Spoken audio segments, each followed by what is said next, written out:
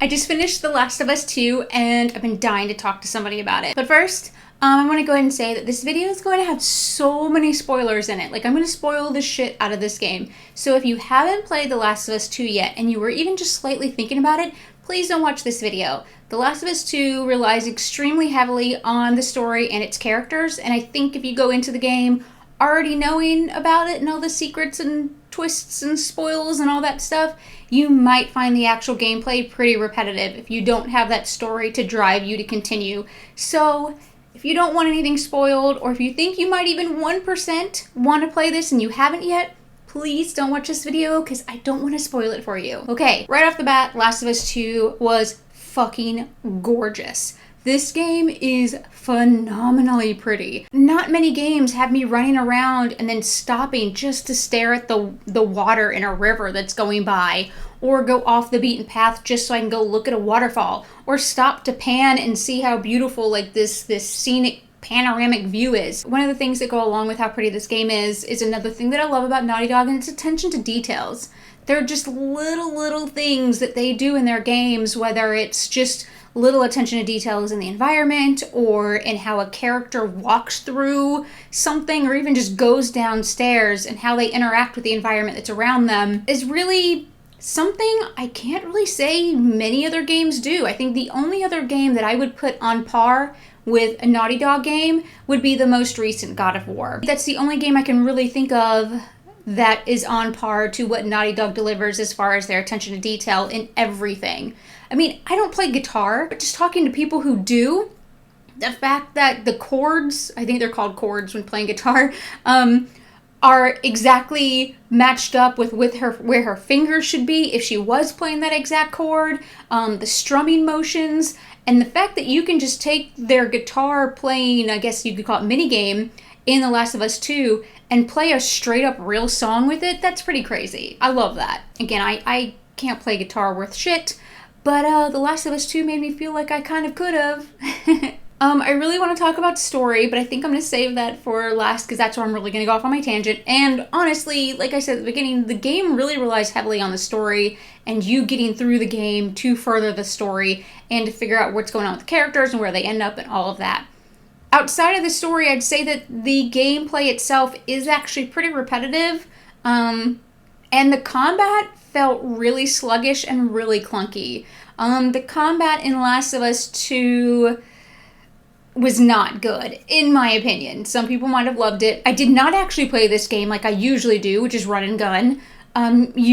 There's not a whole lot of ammo and resources, but I did stick to stealth pretty primarily in this game, which is really odd for me, because if you give me a gun and one bullet, I'm going to use that one bullet on the first enemy I see. But in The Last of Us 2, I really utilized a lot of the stealth mechanics and a lot of the stealth levels and stuff you can do throughout the skill books and the skill trees and stuff. I did a lot of stealthing. But moments where I did find myself having to be in hand-to-hand combat or combat with a weapon, be it melee or a gun, I felt it extremely frustrating and very, very clunky. It did not feel good at all. Maybe that's why I didn't actually use my weapons a lot, was because I really, really disliked the weapon combat. Again, whether it's hand-to-hand, melee, or something with something more substantial. I really did not like the combat in Last of Us 2. Okay, so with all that being said, let's get to the actual story of this game. Because again, this game is so reliant on story. Honestly, I'm having a really hard time getting to this topic because I adored the story up until a point. There became a point in the game where, even past being Abby, I loved the fact that we went through Ellie's story, and it got to a point where I was like, oh shit, is this the end? And then it switched over and I got to play as Abby. We kind of saw that coming because we played as her earlier on in the game, but I really loved being able to play through the events again through Abby's point of view. So you really got both people's sides and both people's point of views, really showing you that there's two sides to every story. But there did become a point in the game where I felt like the story was dragging on and taking forever, where I found myself just playing the game, not necessarily because I wanted to play it, but because I just wanted to get it over with. I just wanted to find out what the ending was and what the resolution was, and so I could just be done. I don't like getting to that place with any of my games. I love games leaving me wanting more. And there were many times in The Last of Us, probably about 6 or 7, where the game like cut to black and I was like, oh, okay, I guess that's it? The end? And then no, it would continue. It'd be like, okay, I guess that's the end. Nope, and it would continue. To where finally I'm just like, will you fucking end already? Just be done. And I don't like getting to that point with my games. I guess for me, the point where I was just like, oh, fuck, was when we were Abby, knowing that she was going to, at some point, you know, find Owen and Mel dead and have to confront Ellie. And there was a point in her story where she ran into 2 kids that were scars, or Sephiroths, and named Yara and Lev. Abby, by the way, is a fucking badass. I really like Abby a lot. But anyways, so we saved each other, and I got the 2 back to a safe place. This chick named Yara, her arm had been bashed in with a hammer. And so I got that all fixed up, and I was like, cool, you guys cool? They're like, yeah, we cool. And so I left, and I went and had sex with Owen. That was awesome, by the way. We got to see boobies. I think that was the first time we've ever seen boobies in a Naughty Dog game. Right after that, you know, she's laying in bed with Owen, and then all of a sudden she's like, I have to go back for them. And I'm sitting there going, why? Abby's a ruthless killer. She's killed hundreds, maybe thousands of people, and all of a sudden she's like, I have to go back for them. And it didn't make sense to me. And throughout the rest of her story, she has them, she's basically babysitting them the whole time, and everybody that knows Abby just keeps going, why are you doing this? And she just kept saying, oh, they're kids. Their kids can obviously take care of themselves. They don't need you. That progression from murderer on a just revenge course to all of a sudden being like a motherly babysitting figure to these 2 really didn't make sense. And as the audience, me, in my opinion, it actually made me dislike Abby. I liked that she was a very, very strong female, mentally, emotionally, physically. But we already got to see that she had a softer side. We already got to see that she wasn't a killing machine. She was human. I didn't need her taking on these 2 kids and babysitting them for the next 4 hours to draw that out of her. I felt like that's really where the game just kind of went downhill for me. And it really just never kind of built back up to be anything after that for me, which is really, really disappointing. And then for Ellie's side of things, I, of course, love Ellie. And I totally respect the mission that she's on to find and destroy every last one of them for killing Joel in front of her. I think it was Steven Spielberg who said something along the lines of the best stories are the simplest ones. With The Last of Us, it started off kind of very simple, but it got way too convoluted with way too many players and way too many storylines that it wanted me to follow. At first, it was Joel and Ellie, and then it was Ellie and Dina, and then it was Dina and Jesse. Then when we jumped to Abby, it was Abby and her dad, which they had to establish 100%. Then it was Abby and Owen, Owen and Mel, Abby and Manny, then Abby and these 2 kids, and then those 2 kids with each other, and it just became a very convoluted game where it feels like they lost sight of the main storyline, which was just the whole story of revenge doesn't actually solve anything. It's just a whole circle, and if we all got revenge, we'd all be dead. But that was just me. I'm sure other people had different feelings and experiences throughout the game than I did. Overall, I loved the game. I'd say my adventures through the story, I definitely enjoyed a lot more than I didn't like. I know I'm talking about a lot of things that I didn't like in the story, but there was a lot of good. I really loved the interactions with Joel and Ellie. When Ellie found out that he had made that decision for her, that she was not going to be part of what could have been the cure to this disease. She wasn't going to be a part of that.